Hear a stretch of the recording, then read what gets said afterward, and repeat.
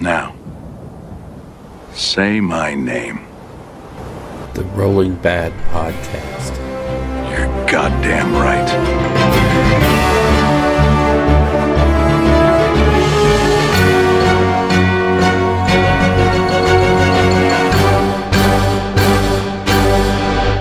Welcome to the Rolling Bad Podcast, episode number 58, coming to you from the desolate wastelands of Albuquerque, New Mexico. We are recording on the night of December 8th. I'm your host, Bill Costello. With me tonight is Ryan Taylor and Randall Hill. That's right, folks. You heard it here first. The guy that has been the butt of our jokes for so long is now here to get a little of his own back. Whee! the Salt Baron of Gur. Yeah. That's literally how I'm going to go with it. Yeah. The Randinator, the namesake of Randy Fest 2018. Yes, thanks for that, Ryan. Really appreciate the title of Randy Fest. That was just great. So you're telling me you're not coming to Randy Fest 2018? Oh, I'll be there. Because I've got the merch made up already. It's just your face. Bless you. Yeah. Yes. Anyway. There's a lot of love in the room tonight, folks. A lot of love. Salt incoming. Just so everybody knows, Randy is a huge Stormcast fan. He really enjoys playing against that army at every opportunity. I think it's the reason that he got into Age of Sigmar. Yeah. It was a huge draw for me. Yeah. You know, when the Storm Bros came storming on the scene with just the balanced rules and, you know, just great gameplay. It just drew me in like a moth to the flame. There's going to be a lot of this. So, before we go over to New Dawn, I just wanted to throw a shout out to one of our listeners, Matt Thornton out there in Texas. I didn't mention this last time because I hadn't talked to him about saying his name on the podcast and all that stuff, but it was really a great deal. I was out there, you know, in Texas to do the new Hobby Expo and stuff, and we were able to get together and have a couple of adult beverages and talk about Warhammer Age of Sigmar and life in general and all that good stuff, and spend a good evening just, you know, hanging out and talking shop and all that good stuff. So nice. Thanks, Matt. Appreciate your reaching out and making one of my evenings go by when I was there at class, because, man, that was hell. So Nice. So do we have anything else to talk about other than stay tuned to the end of the podcast, because we're doing the first of 3 giveaways tonight. Woohoo! We are. And Yeah. we'll probably get Randy to come up with the hashtag for this week's. Very nice. You sure you want that? Yeah, we can always edit it. Yeah. That's true. It's like hashtag beep, beep, beep, beep. Can't write that on Twitter. You literally hashtag beep. Hashtag beep. It may It be. could be that. So, Well, yeah, that's- just like any other major network television show, you have to wait till the end to get the goods. So, let's head off to the New Dawn.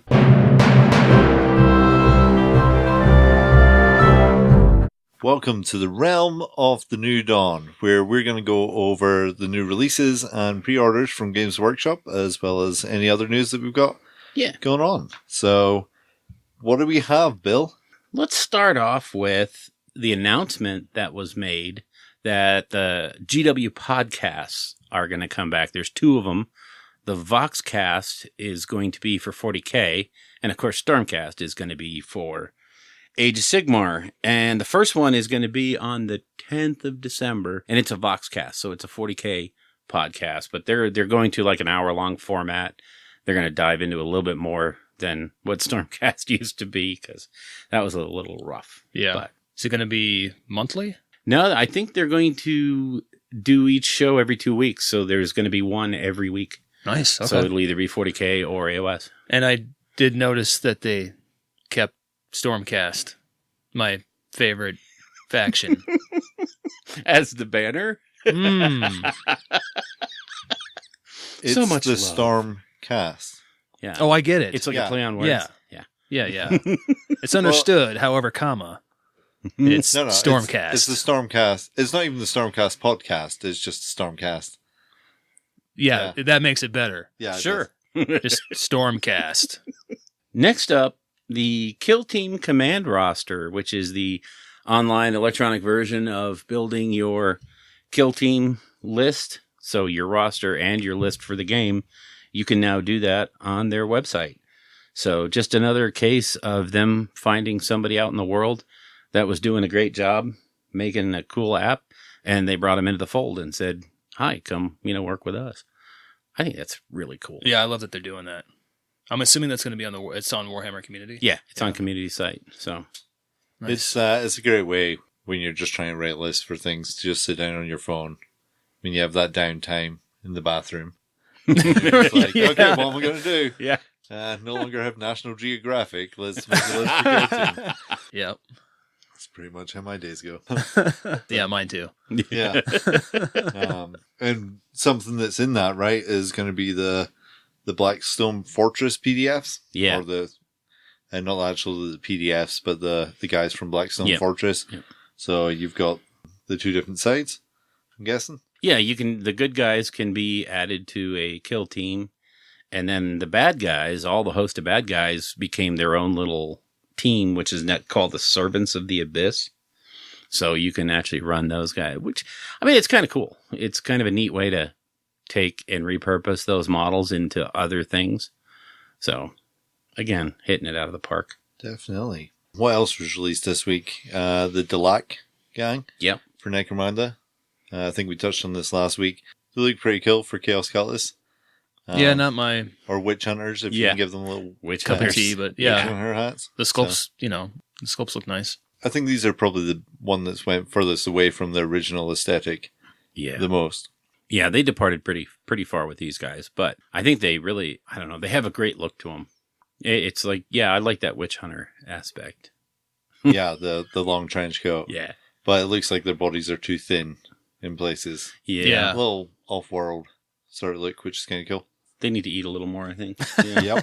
Yep. But also for Necromunda, the big sort of announcement for that is the book, which was never released separately, is now going to be available updated with all the facts and all the new stuff that's come out in a hardcover and a digital form. And then the Gang War books are all being scrunched into one and released, both, again, hardcover and digital. So those people that were kind of upset that you had to buy the Necromunda box set can now just breathe a sigh of relief and go, well, I can get the new cool updates. Nice. Making it easier for people to get in the game who don't want Escher or Goliath. Right. Yeah. And maybe have some terrain already made. I think it's a good idea. Gets more people into the game. Always. Other specialist games, or from the actual specialist team, is the Undead Blood Bowl team. Yay! Pitches, dice. The dice looks really cool, actually. Yeah, they do. Yeah. These models are fantastic. Yeah, I think my favorite's the mummy. The big giant mummy. Yeah. You're like, it's not Mummy from your pharaohs anymore. It's literally just a big hulking guy. Yeah. Well, and seeing, the updated zombies, seeing what they could do with that unit, I'm just crossing my fingers for Death players that maybe they could see zombies similar to what we see with the team. Yeah, Blood Bowl. Fingers crossed. Yeah, I'm kind of hoping it's a harbinger of things to come. So, for revamping a lot of those different ranges. And, lately it seems like they do the test releases with these specialist games, and then before too long, here it comes. So, that's cool. Cool. So I think on our pre-orders for this week. Oh my God. For Age of Sigmar, there's literally nothing for this week, but there is a Warhammer Chronicles book, an omnibus, putting together all the old books to do with the Empire. So that's kind of cool if you want to get your world that was fixed. Did you have you read any of those? Yes. Which ones are in it again? I forgot. This is great radio. Let's just look it up. Let's look up some stuff on our phone. Let's pull it up. It's a paperback book. It's $21. We literally just talked about this damn book like 10 minutes ago. It's 864 pages long. Includes 3 novels, 5 short stories. Yeah. And it's all to do with Night. So the Hammers of Ulrich, Right's Guard, Knights of the Blazing Sun, Dead Camp, Stormfell's Teeth, Lords of the Marsh, Dead Man's Party, and Bernheimer's Gun. I've only read the Hammers of Ulrich on that. It was pretty good. Dan Abnett's a pretty good writer. Yeah. But it's mostly Josh Reynolds, so if you liked his Age of Sigmar stuff, you're going to get a kick out of this one. Okay. Yeah, jump in there and see what he did for the world it was.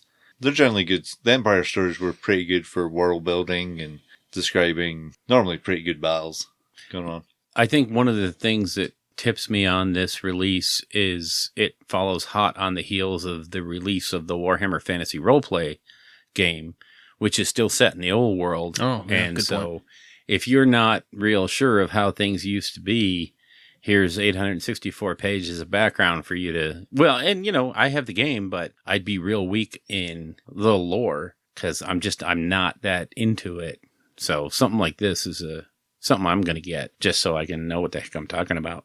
Especially if you want to play one of the, I don't know the role play, if you can play a knight in it. I don't think you can start off. I mean, most of them are pretty low powered things.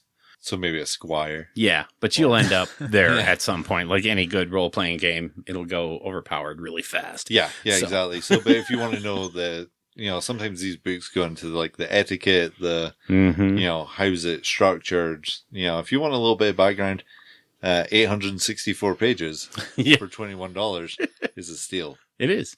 Is this going to be another yet another release that Bill gets? Oh, probably. Yeah. Shocker. Alongside their elf one, their chaos one. They've got a bunch out. It's not just the night ones. If you want a little look into, I think they've even got a dwarf one as well. It's really short. Yeah. Oh, but that was bad. It's only 862 pages. Yeah. I don't know. That's not true. Don't quote me on that, folks. But yeah, that's the only release for Warhammer Fantasy / Age of Sigmar. Yep. For pre-order. It's now all about the 40k for this last part of the month or start of December. This is Christmas for 40k players in a huge, huge way. Yeah. So what we got, Randy? For what? For 40k coming out. Yeah, Right there, Randy. Well, since 40k is my specialty. Oh, well. Because I play so much of it. Do tell. I can't just keep on passing it over to Bill every time there's a 40k thing, dude. I thought it'd bring you It was in. a total deer in the headlight moment of what? Ooh, 40k? What is this 40k? 40k? Is this that Warhammer 40,000 that all the kids are talking about? It's like Sigmar with laser guns. Oh, yeah, sweet. I'm pretty sure it's just Age of Sigmar rules that were tweaked. Because it literally just came out a couple of years after Age of Sigmar did. But anyway, moving along. What do we have here? The chapter approved 2018. It comes in a regular edition and the Warlord Collector's Edition. Definitely the Warlord Edition has the, it's got the counter sheets so that you can get some 9-inch rulers and some different markers for the game and all that stuff, plus cards for a whole bunch of different things. Everything that's going to be in the book, they'll have a card for it. So yeah, the different missions or scenarios, as we'd call them. Yeah. And the different ways to set up those battle plans. Right. As well. What is interesting that's coming along with that is an army roster. Yeah. So for those people that love a bit of pen and paper when they're writing their list. Yes, sir. You've got a pad. So yeah, there's chapter approved, which is basically the General's Handbook for 40k. Yeah. We then have something that I'm kind of excited about, even though I don't play 40k, and that is Vigilus Defiant. What is going on with Vigilus is this key world at the edge of the rift. Yeah. And something's going down on it. And it's where all the latest box games have been taking place. So, Speed Freaks is there. All the big, boxes that they've turned out. What is the Eldar Space Marine 1 and, all those things are taking place. Vigilus is a big time thing and it looks like they're putting a lot of effort into it. So yeah, that campaign book looks like it's mega. They did a thing on the Twitch TV stream all about it. So is this what's going to kind of open the door lore wise with Vigilus? Yeah, this is, as they even said that once all the codexes were out, it was going to start being campaign focused. And I think this is what I think we're going to see in both systems is campaign books that are going to, like we were talking outside, you'll see a campaign book and maybe 1 or 2 new units for an army to take in and kind of refresh rather than just refreshing the whole line.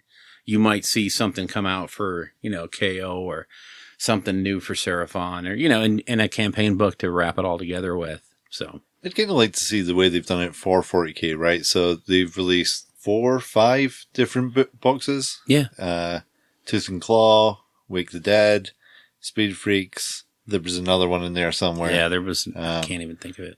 But all these little box sets, I say little, they're $150, $130 to $150, but they're good value. But they're huge in the models and stuff you get. And if you had collected these from, like, if you bought these every month when they've come out, by the time you get this Vigilus set, I'm going to assume that you'd have enough forces to be able to go through the campaign. Even though if it's just on a small level, you'll have it. Yeah. So I'd kind of like to see that for AOS too. Yeah. It's one of those things where I think they need more focus on that kind of lore-based stuff. I mean, obviously they still have factions that need to be tied in and roped into a book and, stuff that needs to happen. But we also need some lore building. We need some creation stories to tell. Yeah, to really, tie the room together. Mm-hmm. Yeah. Yeah, that was my Lebowski reference. I felt like I had to get one in while I was here. Well, there you go. What's big for the Imperium? Well, it would be Marneus Calgar getting tossed into the washer, the dryer, and boom, he comes out a Primaris Marine. So he's the first one to go through. I forgot what they called the process, but he went from being a regular old Space Marine to a Primaris type, Marneus Calgar. And he's got a box set that's coming out. It's Marneus Calgar in the new Primaris armor, along with 2 of his Victus Guard guys for $55. So when you think about it, if you're an Ultramarines fan, that's a steal right there, because you're getting a character which is normally $35, plus 2 more character type models, all for $55. So that's not too bad. I think it's pretty good. And they have those really cool Aquila masks. Yeah. Yeah, I'm looking at those right now. The Vigilus, that's cool. Yeah. Those guys are the Vigilus, the Victus Guard. They are definitely, They've got cool shields. They've got cool stuff. They've been around with them for a while, right? Yeah. Those guards. Yeah, the Victus Guards have been around forever. They just never really modeled them. And then on the Chaos side, a new Chaos Marine for the second time in as many weeks. Mm-hmm. It's great. Chaos players must be super excited because they're finally getting new models. They can stop moaning about that they never get new models. So Harkin, World Claimer, Herald of the Apocalypse. It's a pretty BA model. Yeah. It is. Yeah. He is... I'm looking at him now. And he's got a really cool spear. Yeah. Some really cool armor. He has killed an Ultramarine, so he is really high up on my list. I think what's great is the background for this guy. So he has promised that Vigilus will fall in 80 days. Yeah, that's a pretty tall order. I mean, some people won't be able to get there in 80 days. Exactly. I mean, he's kind of put a short thing on it. I saw something on Twitter the other day, which I thought was super interesting, super cool. What if we get a new Abaddon model in exactly 80 days? Oh, no, that's cool. That's cool. So Harkin captures Vigilus, and Abaddon shows up to claim it. Or to celebrate. Fails, and Abaddon shows up to take his head. Either way. Is 80 divided by 7 in any way, shape, or form? No, it doesn't work. Well, yeah, but there's a remainder. That sounds like a pre-order to me. Math! It is impossible! I thought that was a cool. Maybe it might be cool. 90 days. It'll take him 10 days to get the news. Find out that he failed. Because he's probably going to fail.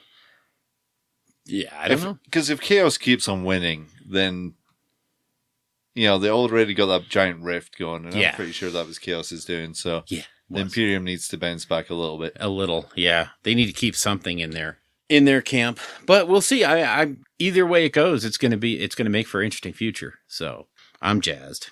Definitely. Also, for the good guy side, the Ultramarine Honor Guard squad came out. That's a pre-order also. So if you're into the Ultra Smurfs, you are a happy little camper. Yeah. And then for people like Ryan, you have the Raptors and Warp Talons that came out, which are models that did need a bit of a facelift.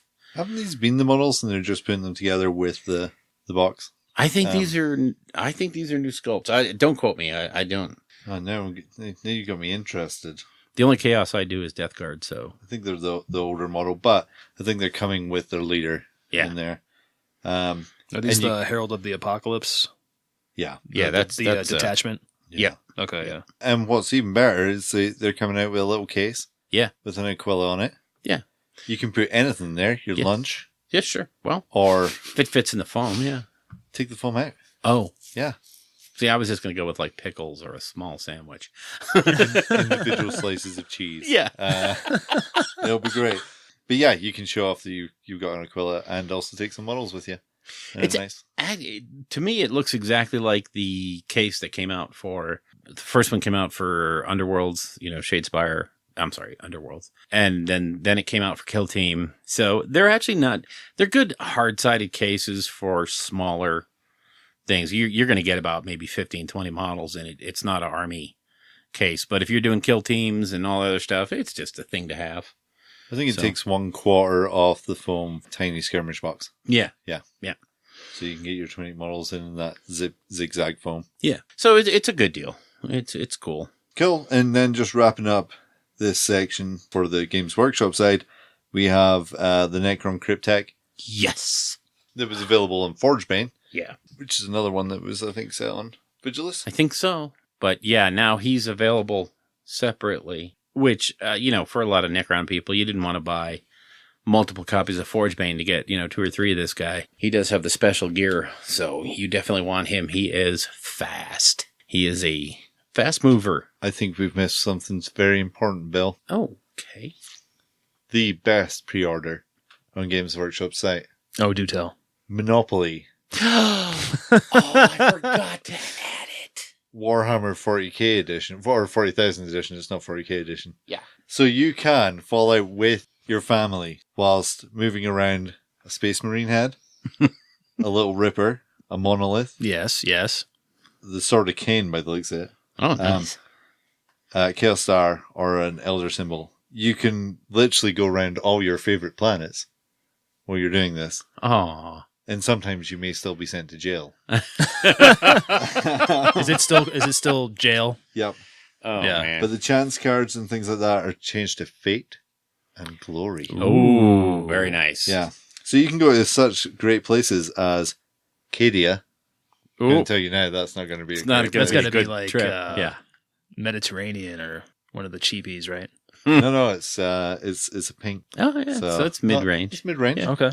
So if you haven't looked at this, what do you think is your top 2? Your Park Place and it's got to be Mayfair, Armageddon and Badab, or no, maybe it's going to be Terra and Mars. Close. Okay. Terra and Titan. Okay, Titan. Yeah. Holy Terra. Holy Terra. Yeah. Yeah. It's funny. Those are the 2 I was going to guess. That's amazing. What I find kind of great though is the green properties are Gorka Morka, The Rock, and Armageddon. So I don't know if I want to put things on there. And I'd build a hotel on the Rock. I'm also trying to see what you actually build on there. Maybe you don't actually build anything. No, you probably build like hives and yeah, I don't know. Okay, I think we beat New Dawn to death. Yeah, especially Monopoly. Yeah. Hey, it's a steal. That's right. I'm pretty sure it's for the low price of $59.99. So you can tell that it's not a Games Workshop product because it's $39.95. Yeah, that's just licensed. Games Workshop are like, we don't deal in pennies anymore. It's $55, okay? And they're like, what about $39.95? We can market that. I can go on a shelf in Barnes and Noble. Sure. Whatever. Sure. Yeah. Just keep the money rolling in. Keep paying the licensing fee. Yeah. Yeah, exactly. God. So yeah, but before we actually leave New Dawn, there was one topic that I wanted to hit, and I saw some interesting comments about this, and I believe they also were talking about it during one of the Twitch streams, and that's just basically why the release schedule is at this frenetic pace. That's just, it's sapping wallets all over the world because, people want to keep in touch with the things going on. And, if you're an older established player, you remember the days when if you didn't buy it when it came out, chances are you weren't going to get it. And you'd have to wait and buy it at some exorbitant price on eBay. Interestingly, the kind of answer, I don't want to say that this is a GW official response, but basically their take on it is not everyone is going to buy everything. Even me, like I didn't buy the Fire and Blood or whatever it was. I didn't buy that one that was the Grey Knight or the Wolves, the Space Wolves. What? Yeah, I know. There's something I didn't buy. Where's I did. Yeah. And I don't even Tooth play and 40K. claw. Yeah. I'm addicted, people. Yeah. It's really hard. It's really hard. But no, I agree with you. I think we should go to more of a buy what you want, not what you think you need. That's hard. It's really hard. You It know is. how you make it easy? Just try and keep up with the schedule, and very quickly Yeah. you can't afford your mortgage. Yeah, my wife would. Yeah. Unspeakable things would happen. Yeah. Well, and then they release a gift guide for Christmas. Oh, God. And you're like, I am never getting that. Ever. That is never coming into my house. Because then my wife will know how much I spend. Yes, Right. exactly. She's like, well, I'm looking on your shelf there and you've got 3 of these, 4 of them. yeah. Yeah, as she starts peeling that onion back. Yeah. If we eBay that, we can make 4 car payments. Uh-oh. Yes, honey, we could. Yeah, there are boxes and boxes of things that I have in my hobby room. A secret between myself and the boxes. Oh, yeah. Bad things would happen to me. Should that find out. So anyone listening to this that happens to know me, please, for the love of God, do not tell my wife about this sad state of affairs that I'm currently in, that I'm addicted to plastic crack. I know.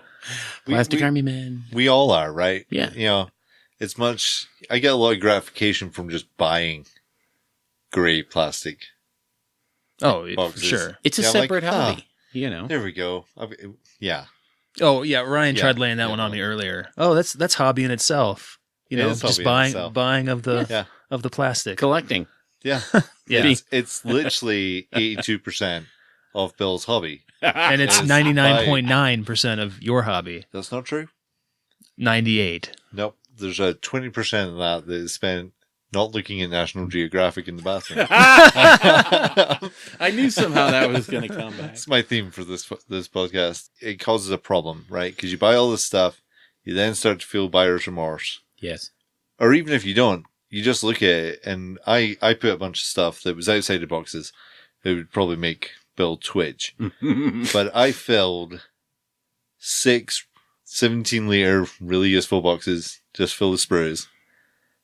And I'm now up to 19 little panel boxes full of bits that are full of random bits from sprues where I've used bits. Yeah.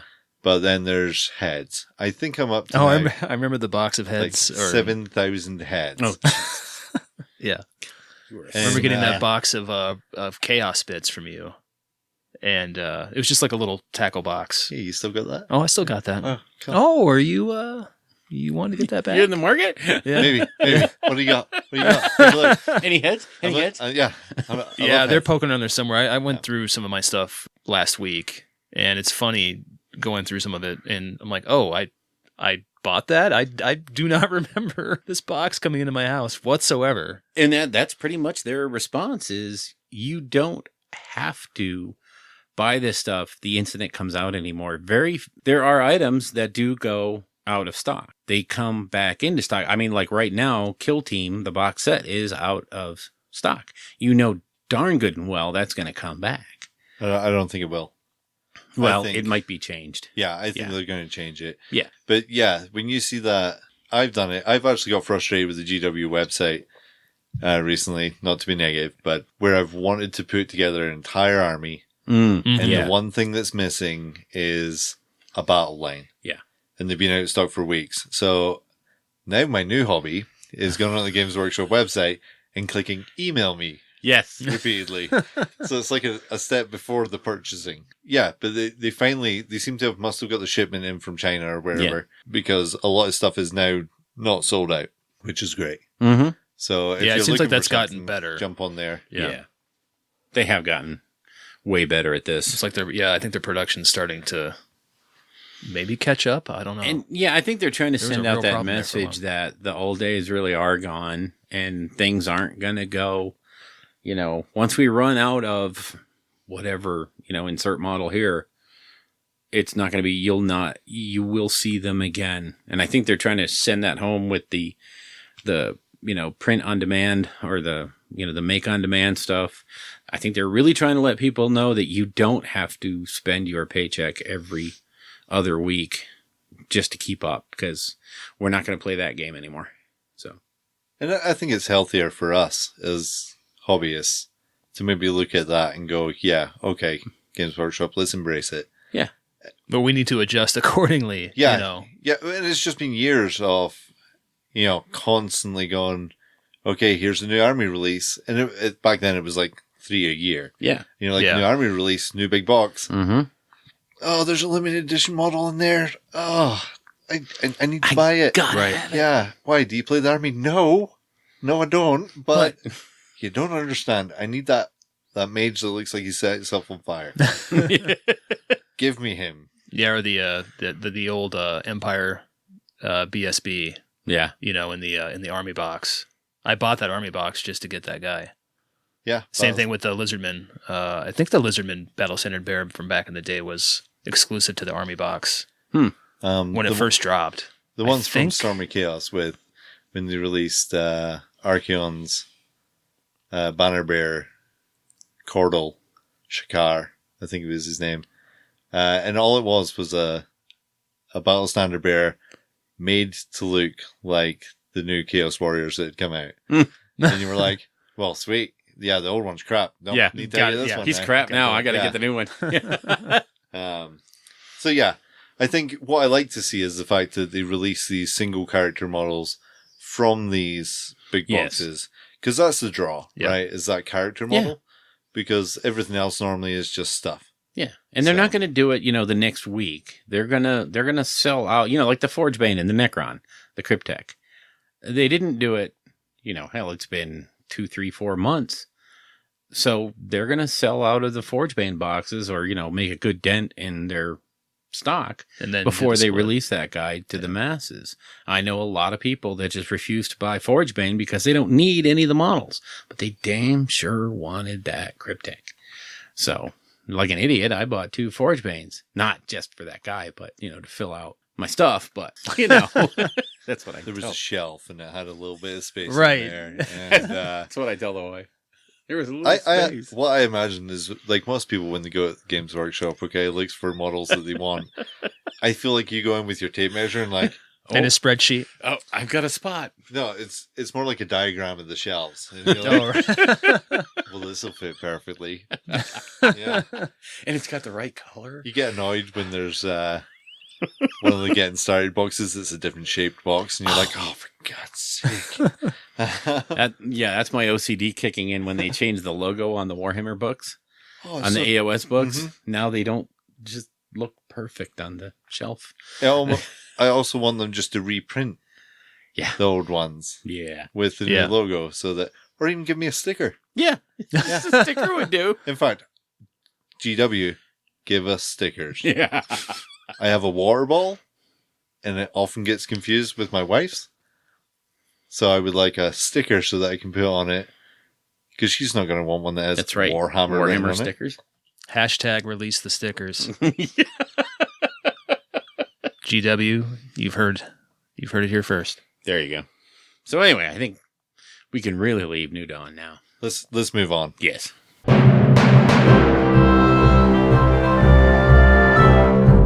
And let's kick it off with some Realm of Creation. I've started with another unit of Volkite Berserkers a few days ago, so I'm working on another unit of 30. This will bring the army to my third unit of 30. Oh, jeez. Volkite, yeah. I'm getting, I'm starting to have nightmares of dwarf skin and orange hair. It's just been a slog. But I'm wrapping up on them. I've got the base coats down and got some washes on. So at this point, need to go back through and start getting some highlights on the skin. But I need to back that up and go back through the prior 2 units of Volkites and get the highlights on the skin. That was literally base coat, wash, and get them out of my face. Yeah. But the plan is to eventually go back through and get that skin brought back up. What else did I work on? Some terrain. Did a little bit of the ruins, the Azurite ruins. Oh, yeah. Those are super quick to pump out. And I'm just using the GW scheme, the green, the jade. Yeah. The Incubi Darkness. Yeah, the Duncan special. Yeah. Nice. I mean, that just cranks out quick. It looks good as well. Yeah, that's it. They look really good. Yeah, and then other than that, I did some, magnetizing for some more skinks. Because it just seems like with Seraphon right now, it's more skinks, more skinks, more skinks. Oh, wait, more skinks. Yep. So, yeah, I got some magnets on those so I can get them on trays. I can't move that many models without some trays. Yeah. Both for my own sanity and my opponents. So, and speed of the game, other than that, yeah, that's about my world for hobby. Sweet. What you got? I got nothing. Yeah. Well, no, shocker. I organized, and I know that sounds boring, but I literally organized my It's a necessary evil. Yeah. It's a terrible evil. But I organized so that I knew what I had. Slightly depressing, but I know what I've got now. And all the boxes are labeled. I got a label printer. That was my hobby purchase. Nice. It was great. Little brother hobby printer. Right. Yeah. It was great. Yeah.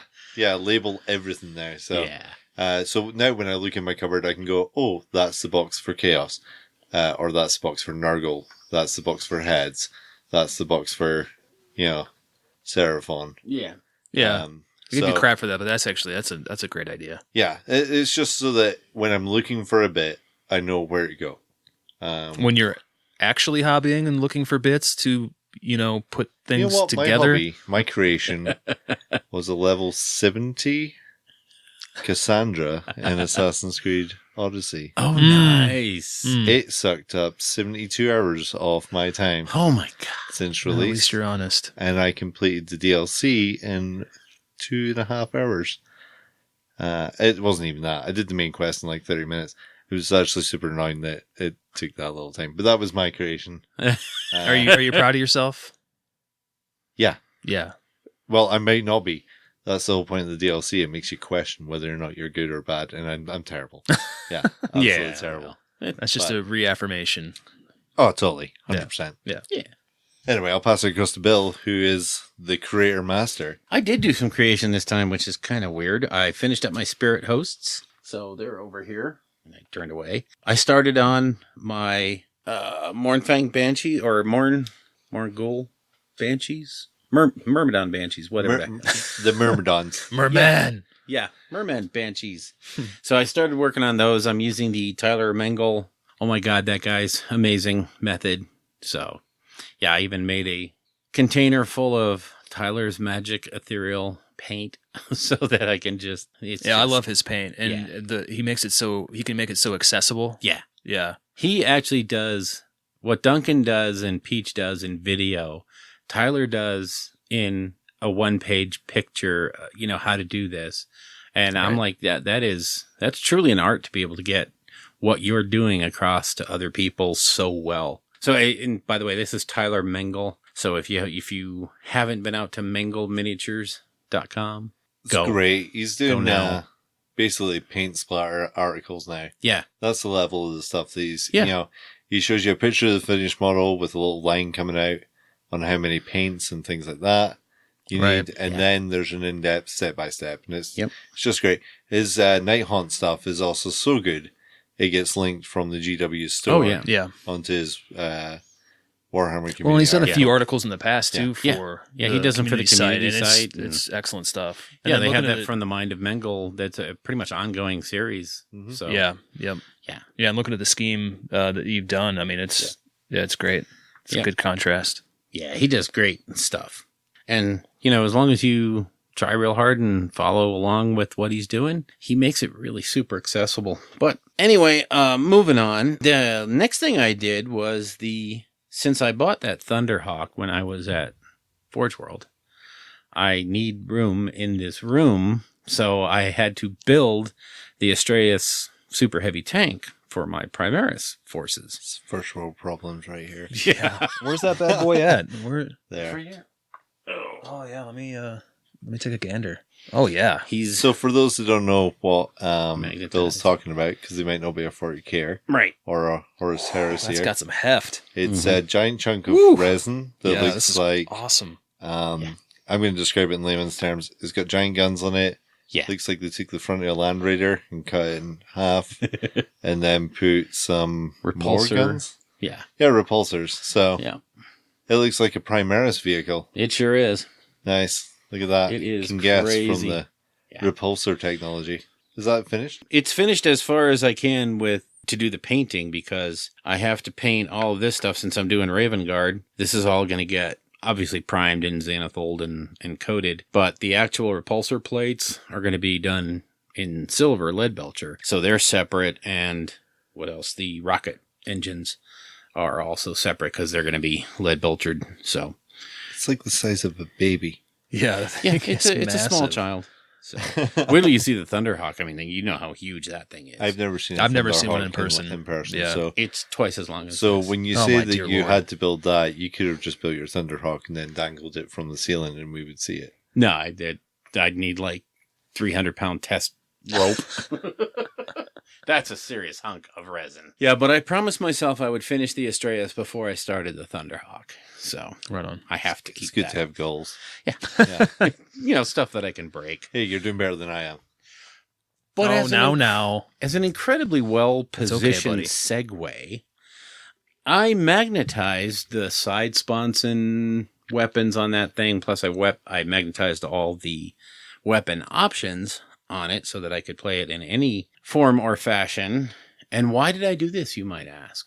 I did this because I don't know if you know Doug Griggs from the 2 Plus Tough channel. Also, the Rerolling Ones channel as well.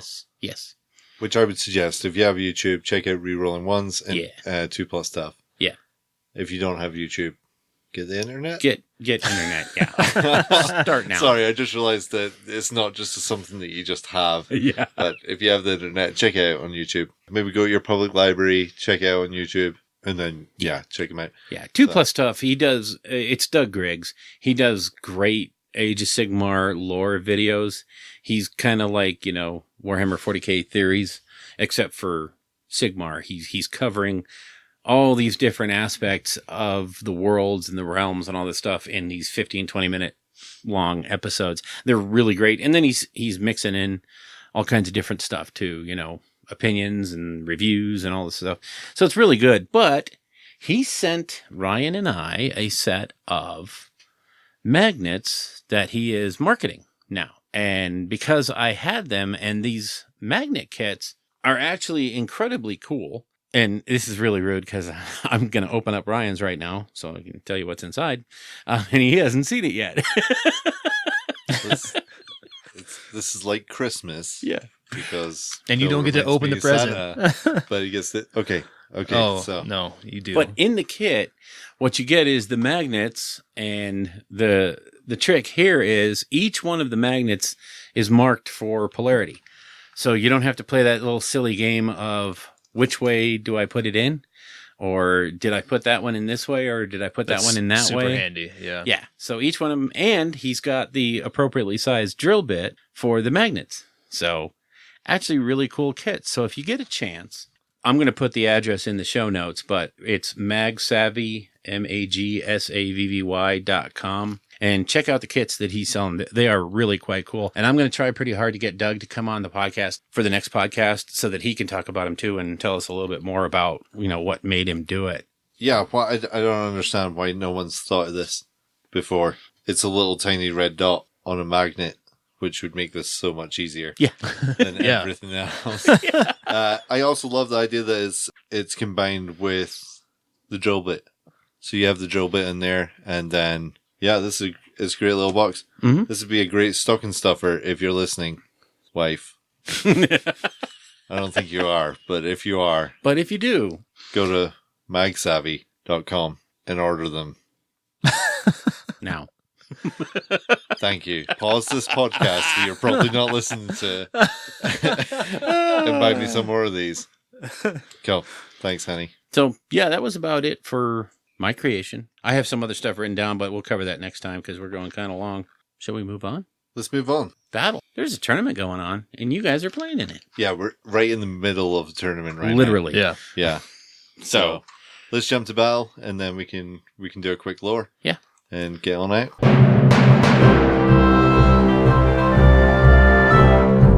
So now we're going to kick off the Realm of Battle, where we're going to talk about the Soulstorm Fiesta, which, like we said, these guys are right in the middle of. I don't get to play because I've been working this weekend. I'll probably be working tomorrow again. So He works hard for the money. Yes, I do.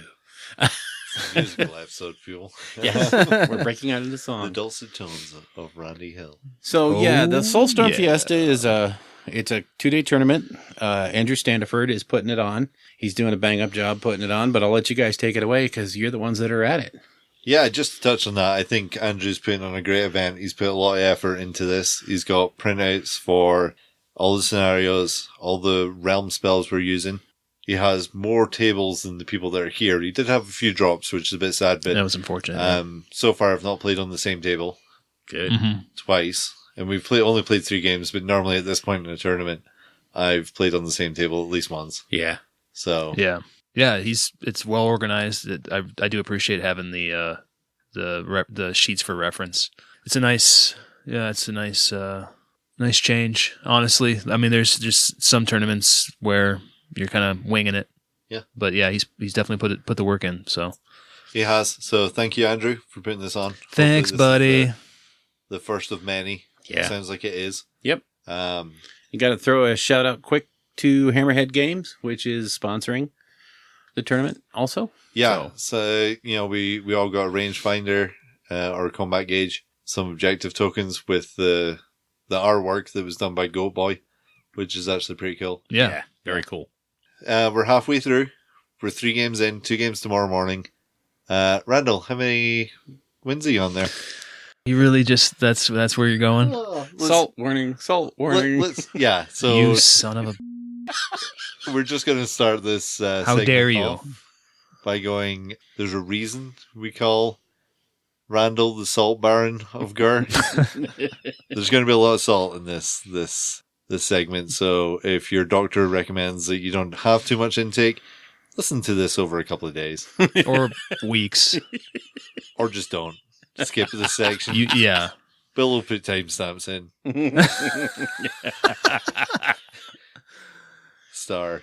He may not put timestamps in. Anyway, so. But to answer your question, yeah, 0 games have been won. How many fun games have you had, though? 0. No, I'm kidding. No, they've been great games. Good. Yeah. So yeah, I'm 2-1 at the moment. I got beat by James Tapia and Sylvaneth, and I'm just going to channel my inner Elric. And Sylvaneth are back, and I was stupid. But yeah, Sylvaneth are back in a big way, and they're pretty decent. The boys are back in town. A little more sing-song for you, yeah. Nice. Yeah. So yeah, just a brief rundown of the games that I've played. I'll take game 1, then you can go with your game Sure, 1. yeah. And then we'll accumulate on game We're 3, gonna okay, yeah. which, spoiler alert, we both played in the same game. Yeah. That was just a delight.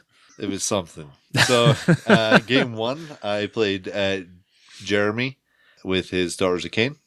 Nice. And it was, Daughters of Cain or Daughters of Cain. It's mostly snakes. It's not your usual 3x30 block. He did have a cauldron with the doppelganger cloak. Nice. And sisters that stayed 6 inches away, but then still came in and fought in combat. Which is so frustrating when you're trying to work out how many attacks you need to put in in order to hit that doppelganger. So... Well, and he was running what? Temple Nest, right? Temple Nest, every one against certain units, you bounce back and hurt yourself. Yep. Smacking yourself in the face. It's always fun. Oh, yeah, I had a taste of that, which we'll get to. So I guess a brief rundown of our list. I'm running Zach Johnson's Nurgle, which consists of Archeon, Clotkin, a Great Unclean One, Harbinger, a Sorcerer, and then, plenty of bodies for Battle Line. 3x5 5-man units of Chaos Warriors, because they were the cheapest thing that I could fit in, and still stay Nurgle. Lots of tactics in my games, buff up Archeon and send him forward. Leroy Jenkins. Yep. Yeah. Game 1, he went 23 inches, turn 1. Oh my god. It took him 3 turns to actually be able to hit the doppelganger cloak, but when he did, he sent that cauldron to the ether. Oh, it's curtains. And then he turned around and went, "Hey Marathi, it's turn 4, you're only on 3 wounds. Do you really think you're surviving this game?" The answer to that was no. Went in, insta-gave to her. So he was on a high after game 1. He was earning his you were title. feeling pretty good. He was earning his title. Yeah. The ever chosen. He goes downhill from here for him pretty quick. But anyway, Randy, who'd you play first? I actually matched up with Jeremy. Well, no, game 1. Game 1. Let's back up. I'm already skipping to game 2. No, game 1 I had. What the hell did I have? I had Zach Johnson. With your favorite army. My favorite faction. And not only was it Stormcast, it was the effing Sacrosanct. Which, really, GW? Really? I've heard they're susceptible to mortal wounds. Yeah, they're like Right. the old Silverneth, right? Yeah. Mortal winds just go straight through them. So what army are you playing? I'm playing Iron Jaws. I'm literally learning the army at the tournament. So my first game was literally my first game playing Iron Jaws. So I apologized to Zach in advance. More of a sorry, not sorry, because he's bringing this chamber of bull. You can go ahead and bleep that one out. To the table while I'm trying to learn Iron Jaws. So sorry, not sorry, Zach. But yeah, I brought Iron Sons, and it's what's the other one? What's the other battalion? It's an Iron Sons battalion with an Iron Fist. Iron Fist, thank you. Yeah. So it was a unit of 6 piggies, 2 units of 3 piggies, 2 units of 5 brutes, the cabbage, and the mega boss on foot, a war chanter, and a partridge in a pear tree. No, the weird knob shaman. May as well be a partridge in a pear tree. Mm-hmm. He's doing about as much as a partridge in a pear tree. But yeah, it was a good game. My deployment, again, it was my first game with them. So I did the number one thing that you should not do with Iron Jaws and the new WA mechanic, and that's, spread the army out beyond the 15, which is exactly what I did. And so I spread out too thin, kind of hit into the Sacrosanct wall, not buffed up. So it was still a close game through most of it. He definitely pulled away by, I think it was like by turn 4. It was starting to get out of hand, but it was a good learning experience. And he's awesome to play against. Like the Northern Colorado Ravagers, that's their team. It's Levi Bennett. Mean Kyle Bennett. Yeah, hashtag Mean Kyle Bennett. His brother Levi and Zach. Those dudes are just great to play against. So yeah, anyway, yeah, that was a loss to me. I did get my secondary, so that was a plus. Yeah, it should be mentioned we're using the GW secondary hidden agendas. Yeah. They look surprisingly easy on paper, and then you try and do them. Yeah, and then it just all falls apart. Yeah. But yeah, no, I do like this added set of objectives to the games. I think it adds some more uniqueness to it. And to your point, yeah, they look easy, and some are easier than others. But it's funny how quickly those can just slip away from you. So Definitely. So on to my game 2, I played James Tapia with his Sylvaneth, and I was overconfident. I sent Archeon up. Warning, salt alert. Warning.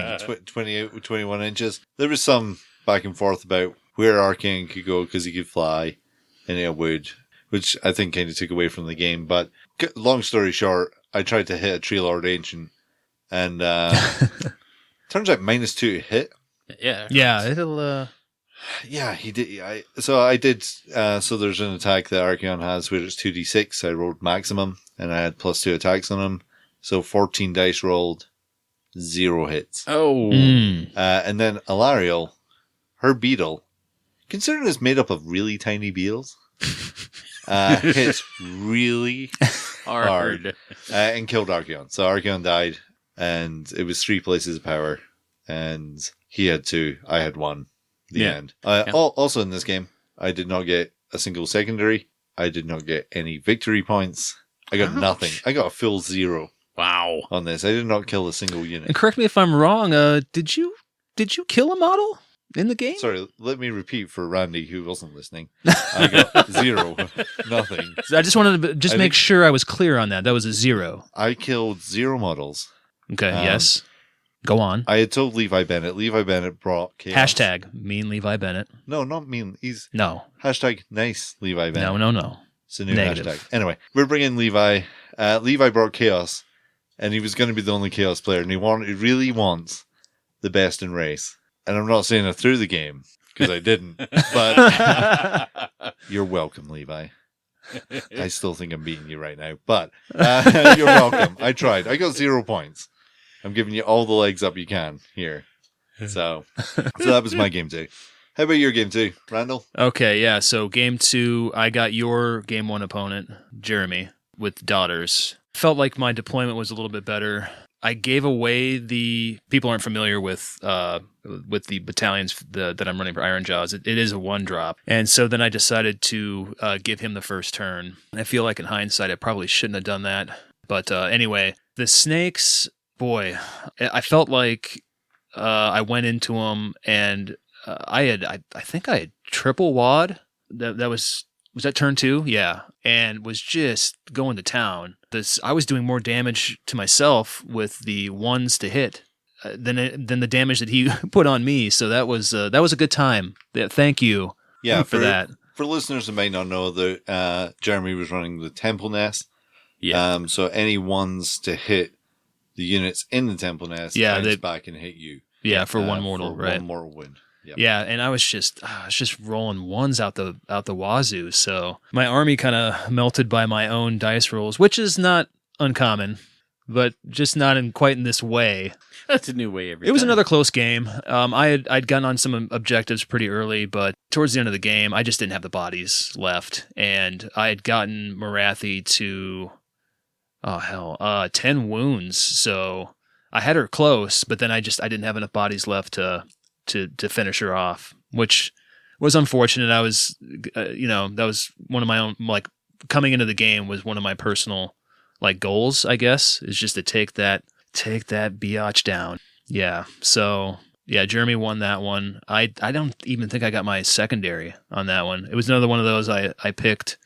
I thought I would be able to get, and yeah, it just kind of slipped through my fingers. So regale us with your game. Well, it's game 3 now. I just did my game 2. Yeah. This is going to be a mess for Reddit and Bill. Yeah. Well, so because I had done so badly in game 2, it set up something that's not happened in almost a year. 2 titans of the Colorado scene. No, it's more like a derp showdown. I think that was your double slam list from the last time we played. Hey man, that was avant-garde right there. I was 2 slanting it before 2 slam was cool. That's right. So let's just get that straight. Okay, but you abandoned your dreams and you're now with Iron Jaws. So yeah, me and Randall played game 3. We did. I'd like to point out at this point we're running on probably 3 hours of sleep or so. I was wrecked by 3. Trying to give Randall excuses here. We'll see how it goes. Well, there's no need. I am a terrible Age of Sigmar player. I will fully admit it. So it's yeah, fine. we get drawn. Randall's nowhere to be seen. I think he saw the draw and then just continued to hide away because he knew he was playing me. That is not true. You weren't anywhere to be seen when the game started. I was indisposed in a corner. I hate you so much. Anyway, so after a 20-minute discussion with the TO as to why he was playing me, 20 minutes. I had 20 when I had really? One game and he hadn't. I was actually wondering that myself. Like, how the hell did that? That's what happens when you get 0 points in your second game. You go down a few pegs, and then it's time for the submarine. Yes. So anyway, so we get into this game. Randall has a 1-drop. I don't. He sets up first. All true so far. Yeah, and then I set up. And Randy's like, I'm like, oh, he's got a really fast list. He's going to come at me. It's going to be a fun game. Can't wait. And then Randy goes, no, you go first. So I did what every person should do when they do that. Put up all your buffs and camped. Just sit there. Yeah, he camped. Well, I felt like with your deployment, you had turtled in so much. I was curious to see honestly what you would do, and you were so far back, I didn't think you'd be able to do a whole lot, and so that's why I figured I'd just relinquish it and try to go for the double turn. Yeah, and which you got. Yeah. So, but I didn't get a whole lot done. You literally, like you said, you buffed. I buffed, and then Randy came forward, as Iron Jaws do. They're super fast. Came forward, one big unit. His big unit is 6 pigs, all the way across the board. Yeah, the rest of them were pretty short hero movements, but anyway, yeah. Yeah, he came in at Glotkin, nearly killed Glotkin. Yeah, nearly. The thing with Glotkin, though, if you don't take him down, it's like a case of herpes. It just keeps coming back. All right, it just keeps flaring up. It is Nurgle. Yes. So, I came in at Glotkin, didn't kill him. My turn. I did a lot of spells because we've got a lot of casters. Yeah. Took out those pigs, but not before Archeon leapt across. Leapt. Leapt. He didn't fly. Indeed. It was a short 17-inch move. Didn't get far enough to be able to get within 7 of a tree. Yeah, you had to run. Yeah, and I rolled a 1 for the run, so he couldn't charge into the Maw Crusher. And then you were just out of the Narma to get the run charge, right? Yeah. Next turn, Randy gets it. He gets to come forward. Yeah, he gets the double turn, right? On that one, yes. Well, anyway, he comes in, does a bunch of damage to Archeon. He had 3 Was and got 5 extra attacks.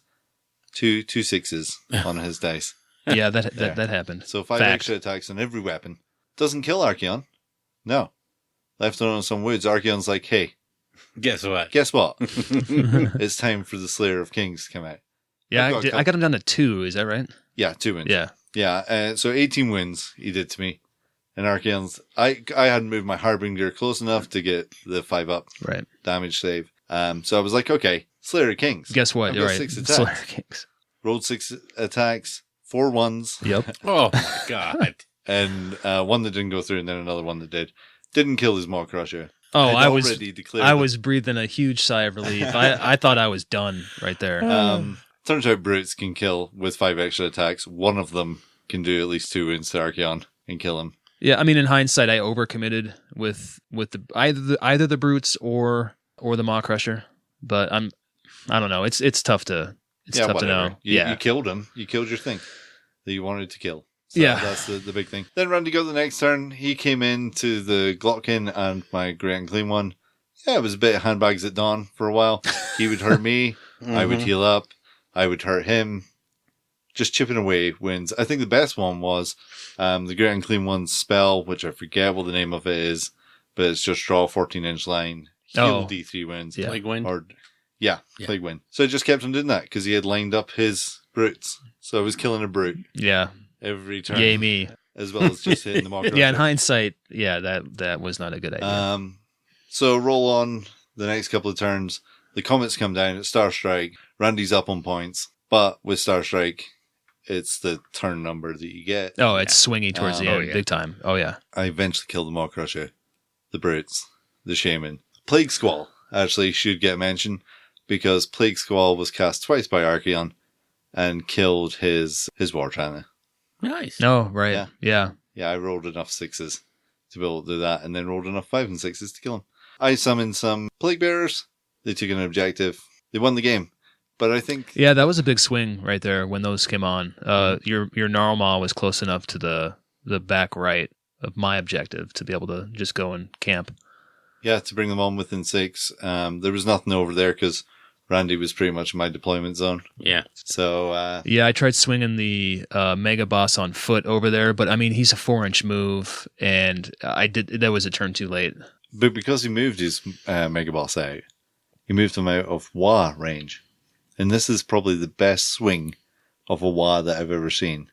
So a big 3 Wa comes in, gets 5 extra attacks on everybody, and then he comes in and... What did you roll with your 5 units within 15 inches? What did I roll? That would be a 6. Yes. Yeah, but you have a reroll on that, right? So I do. 5 or less, and you would have got an extra attack. Wait, what was that roll? Another 6. I was going to say, I know. I know. Bill knows. Bill's hand goes up.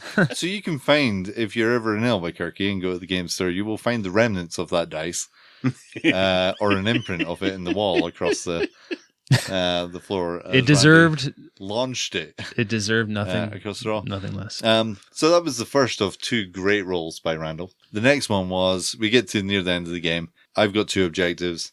He's got 1. He's got some stuff that can probably come in and clear out some things and maybe take the other objective. It's turn 5. They're worth a lot.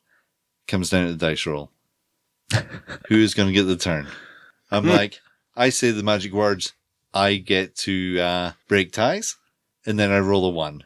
And deep down inside, I'm like, oh, he's going to roll a 1. This is what I do. And then Randy's going. This also ran through my head. Yeah. So as soon as I saw that 1, I'm like, I'm going to roll an effing 1. Both of us are chanting to the dice gods, roll a 1. Roll a 1. And what did you do, Randy? Rolled a 1. Yep. So it was game over. I won on objectives. That dice, I think relatively calmly, picked that dice up, walked across the gaming hall, and set it on an unoccupied table by itself so it could think about its transgressions in the game, and then just came back over. You need a timeout, little mister. And shook my hand, and the game was over. Probably said some sort of, expletive towards you. No, you didn't. No? No. Okay. No. You were calm. It was kind of weird. But yeah, so that was the last game, and then we headed on over here. So tomorrow I get to play Zach, which is fun. Sacrosanct. Yeah. Have fun. Archeon's going to have a lot of fun. It's his models, we'll see. So there's going to be a lot of banter. Yeah. Your Archeon is going to kill you, and such other jibs as your Glotkin is going to kill you. Is this on the Ryan Taylor best of CD or mixtape that's about to drop? Yeah. It's just me going, this is your model, probably, because I don't do hobby. So I've borrowed your army. It's now going to beat you. The greatest hits of Ryan Taylor, Volume 2. I hope he crushes you. Oh, I hope so. Just crushes you. There's no love lost here. Remember. Anyway, yeah. So tomorrow I've got that. In the morning, you also have Julian. Oh, yeah, nice.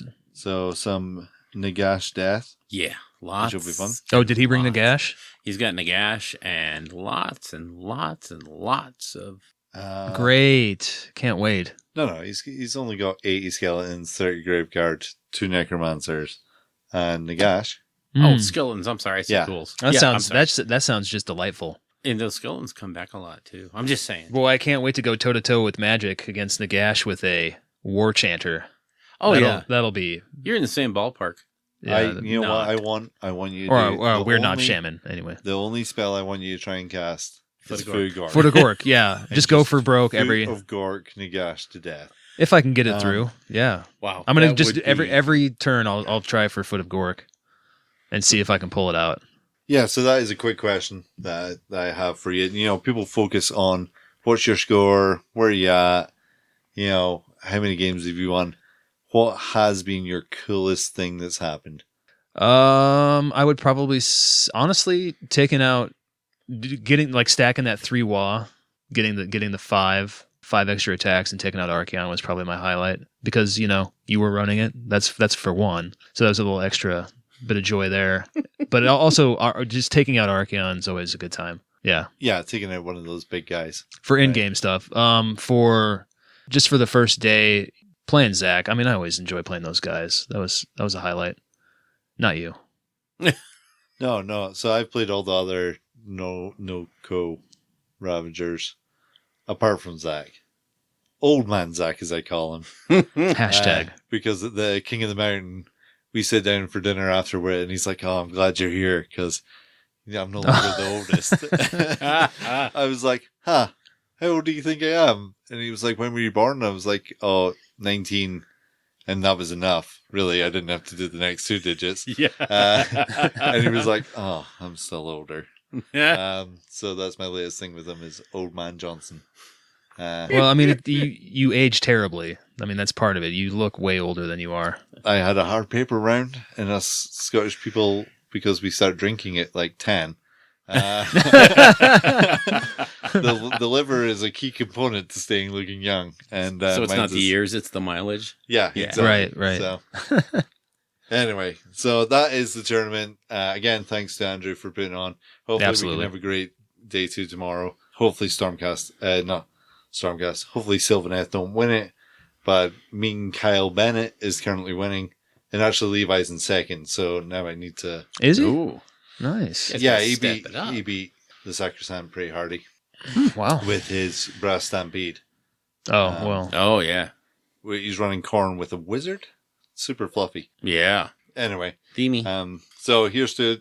A good day, too. A good day, too. And you'll hear about that in the next... We might not have Randall, but it's fine. I'll fill you in on his story. Yeah. Anyway, let's move on to a quick lore. Yeah. Okay. Cool.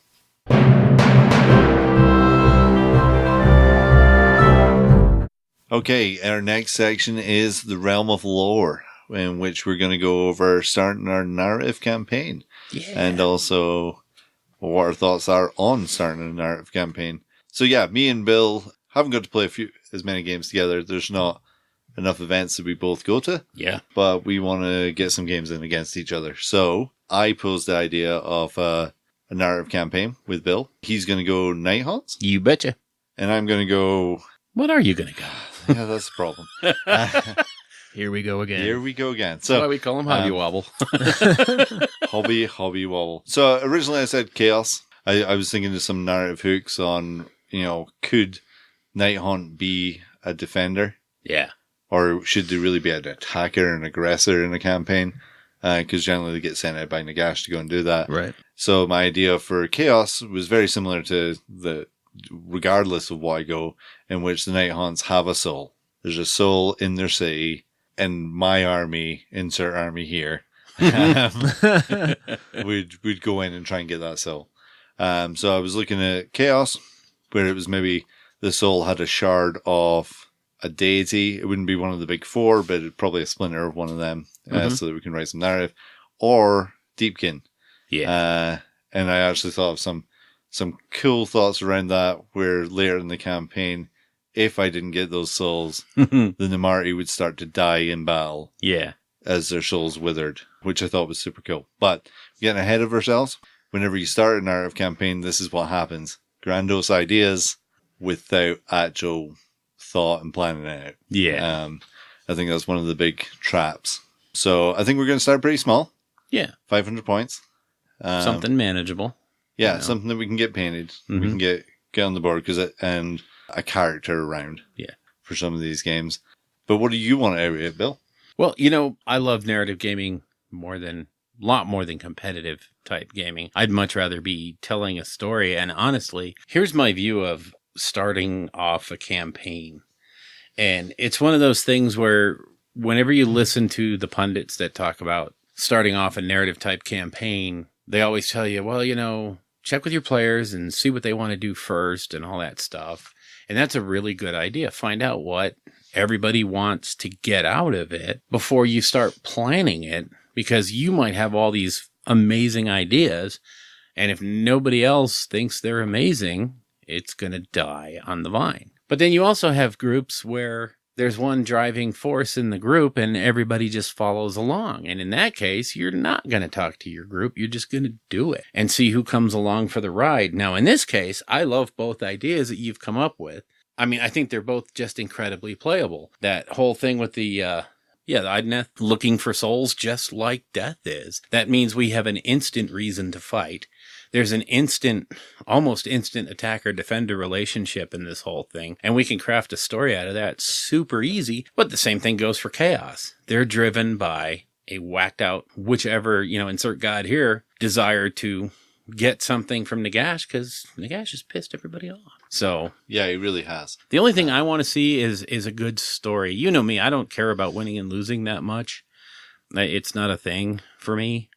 I just really want it to be a fun story that you remember later on. Yeah. I think we both should try and create a unique character. Yeah. Based off of an existing war scroll. It doesn't need to be something, but that will be us in this campaign. Yeah.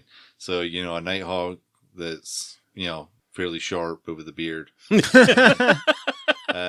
Almost Santa-like figure. Yeah. Would be great. This is definitely Santa's workshop. Yeah, it is. I'm going to be the Knight of Shrouds that needs a rope ladder to get up on the horse. with his pony. Yeah. With my war pony. You just cut off half it and set it right down on a smaller base. No, That's buy another one. Yeah, that's what I'm looking forward to, is creating a unique character. And that's where I want to start on there, is creating a unique character that can grow through this campaign. You know, if I'm going Chaos Archeon, you know, who may be in my tournament list all year, he's telling him to go and do this. Yeah. I do believe that if I do go Chaos, which I'm leaning towards, he will be one of the last son of Eklund, because everybody apparently is one of the last sons of this place. If you've read the Warhammer fiction, everybody is this last son. I like the idea of talking through after the game, a bit like what we just did there, where what happened, what was a cool thing, do they deserve a perk for that, is there a negative for that, because it doesn't matter, the points are really just there as a guide, as a guideline, as a paint guide almost. And you know, like I was going to bring up, if we were going to do the Namarti thing where their fate is tied to whether or not the artifact is in your possession, at that point, you know, you just say, well, take the Namarti unit for nothing, because they're going to be a wild card. You shouldn't pay points for something that might just end up dying during the game because of, you just throw that little point of balance out the window, because it's not what you're trying to do. You're trying to tell the story, not so much stick to a point value and say, this is how it has to be. You have to be more flexible with your narrative. I also like the idea with the Deepkin that people forget that they were there. So yeah, I'm a big Doctor Who fan in the silence when they came in. Yeah. And so I kind of like the idea of, if we're playing in a Shrouded Mist, where the Deepkin can come in and strike, but then retreat. And if they retreat far enough away, those Night Hunter are like, what just happened? What happened? Yeah. What happened? Where did they go? Like, have a fog of war. You know? Yeah. That sort of GM-ness between us. Yeah. I think will lead to some cool stories. Hopefully we'll get some content for the show. As well, with some painting stuff on there. We might have to make our own little area. Or we can set it in the Endless Desert. Yeah. Who knows? A lot of people are setting in there for Mango stuff, but we can do our own thing. But yeah, I like the idea of just both of us sitting down, playing a game, and then chatting through it. Yeah. And then hopefully writing up some story. Yep. And we'll take you along for the ride, because we want to hit some of the narrative stuff more on the podcast. So yeah. And one of the things you had noted down here was using the open war cards. Yeah. I like the idea of that. I think also, as the story goes on, if there's someone that's more of a scouter or something like that, if they win the scout battle that we can have, which could just be a little skirmish game, they can get a couple of cards. Yeah. And they can put down their thing. There was an actual campaign that was put out by Games Workshop at the end of 8th edition for Warhammer, in which it did that. It was a campaign, a little ladder campaign, where it kept the score each side. It was a three game campaign, but you also chose, okay, I'm going to outflank. And then the other person would say, okay, I'm going to outflank. Let's say there was about 5 or 6 options. Yeah. If you both outflanked, it was just a pitched battle. Yeah. Where you came in. You just smacked into each other. If you bunkered down, it was a siege battle. So picking that sort of battle without your opponent knowing, and then you're like, okay, I'm showing up. I think you're here. Actually, we're across on the other side. Yeah. So I think that could be a fun thing to look into as well. As I say, getting super grandiose, I think we aim for 500 points-ish. Yeah. And see where it goes. We have our character. By the end of the year, we should have that built up and in. It's a busy time, but I think if we have it scheduled for the start of the year, we can bring it in, then it could be a good time. It's the goal. Yeah. So, a little bit of short lore section. But we had a lot of battle and a lot of New Dawn and a lot of creation, actually. So yeah, and we had an entire other person in the room. Yeah. Well, so that helps. Anyway, so we will be back in 2 weeks. Yeah, and we're going to do the year-end wrap-up. Next time we're going to talk about the things we liked in 2018 and the things we maybe didn't like so much. Go over our top X amount of models. Favorite models, favorite rills, favorite events that we've been to. Yep. We've both been to different events this year. Just a recap. Just do the usual end of year thing. Yep.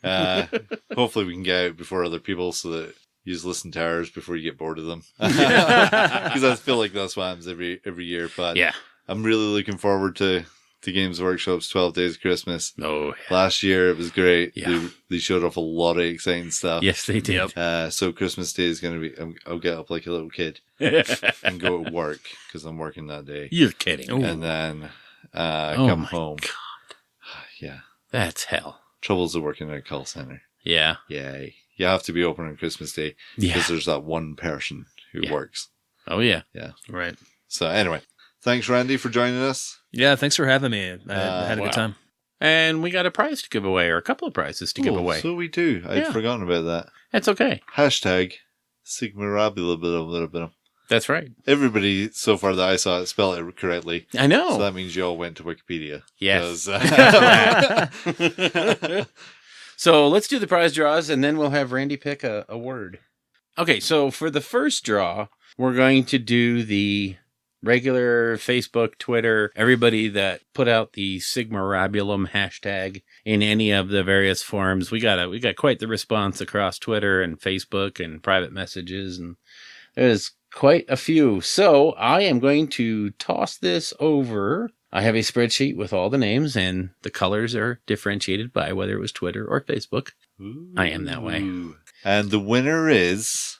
Hang on 1 second. Okay, Random says number 34. Let me go back to the spreadsheet here.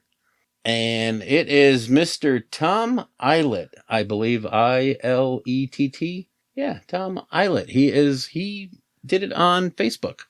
So I will reach out to him tomorrow morning sometime and let him know and get an address and send that out to him. Nice. That's Congratulations. the first bag. Yes, congratulations. And then our second one is going to be with our Patreon. Patreon. Now, I got to get a different number over here in random.org. And our winner there is number 11, Neil Curtis. Neil Curtis. I already have your email, so I will shoot you an email right away. Congratulations, guys. These boxes are kind of cool things. Something you might not know, you might have missed. Yep. Your local Games Workshop, or you just never thought of picking up. Yep. Or you might just toss in the trash. Yeah, but you know, most of it's still in shrink wrap. So yeah, there's good stuff. You could literally just make a shrine to Bill by don't open the package. Keep it in the shrink wrap. Keep it in the packaging, and that'll be all right. That's enough. So we have another set to give away after this show. So, but we need a magic word, and since we have a honored guest, me? Yeah, you honored guest. Will you pick a word? The password is Palanquin.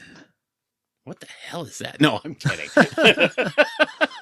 So you heard it here first. Hashtag Palanquin. For those of you that don't know, that's the thing that a slan rides on. I got to go back to my dreams. Epidemius. Yeah. Epidemius on one too. Yeah. Also on there. Nice. Yeah. Good reference. Chaos and Order. Yeah.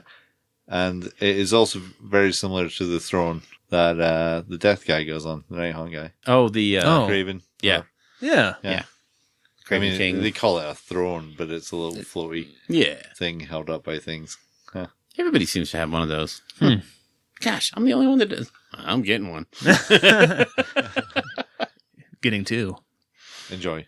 Yeah. So anyway, that's it. It'll be in the show notes. We'll tweet it out once. We'll put it up on the Facebook page, and everybody gets another chance to win. Yay. Good luck, everybody. Yeah. Good luck spelling that as well. I promise the next word will be easier to spell. Maybe. Anyway, that's the show, folks. We will see you in a couple of weeks. If you would like to get in touch with us, you can reach us on our Facebook page, www.facebook.com/rollingbadpodcast, all one word. Our Patreon page is at www.patreon.com/rollingbadpodcast, again, all one word. The Twitter account for the show is at @rolling_bad, and our individual Twitter accounts are, for me, at Bill Castello, CASTELLO, and for Ryan, he is at RTGamer. All of our guests on the show will have their contact information in the show notes, and any products that we mention will also be similarly placed in the show notes. The music for the show is used courtesy of Kevin MacLeod at Incompetech.com, and used under the Creative Commons license.